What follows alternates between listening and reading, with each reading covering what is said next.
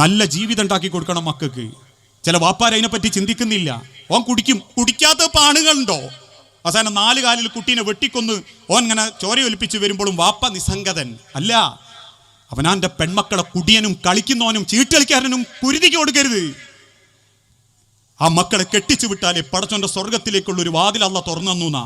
ഓല നല്ല നിലക്ക് പരിപാലിക്കുകയും 2 പെൺമക്കൾ ഉണ്ടാവുകയും ആ പെൺമക്കൾക്ക് നല്ലൊരു ജീവിതോപാധി ഉണ്ടാക്കി കൊടുക്കുകയും ചെയ്ത സ്വർഗം ഉറപ്പാ. അങ്ങനെ ചിന്തിക്കണം വാപ്പാര് പെൺമക്കളെ ആലോചിക്കുമ്പോഴൊക്കെ. കാരണം പലർക്കും പരീക്ഷണത്തിനാ കല്യാണം. ഇനി ആൺമക്കളുള്ള വാപ്പാരോടും കൂടിയാ പറയുന്നത്, ആൺകുട്ടീന്റെ സർവ്വ തോന്നിയാസത്തിനും പെണ്ണെട്ടിച്ച് നന്നാക്കാൻ മെനക്കെടരുത്. ഒരുപാട് കുടുംബത്തിൽ ആ പ്രശ്നങ്ങളുണ്ട്. അവസാനം കെട്ടിയതിന്റെ ആഴ്ചക്കപ്പള അറിയുന്നത് സ്വന്തം കെട്ടിയ പെണ്ണിനെ ഒന്ന് തൊടണമെങ്കിൽ ഓന് മണല്ലാത്ത വോഡ്ക ആദ്യ രാത്രിയിൽ സേവിക്കണം. കണ്ണീരും കഥനവുമായിട്ട് പെൺകുട്ടി ജീവിക്കുക. പിന്നെ ഓള് തിരിച്ചു വരാത്ത എന്തുകൊണ്ടാണെന്നറിയോ? വാപ്പാരെ ഇങ്ങളെ സ്നേഹിക്കുന്നോണ്ടാ.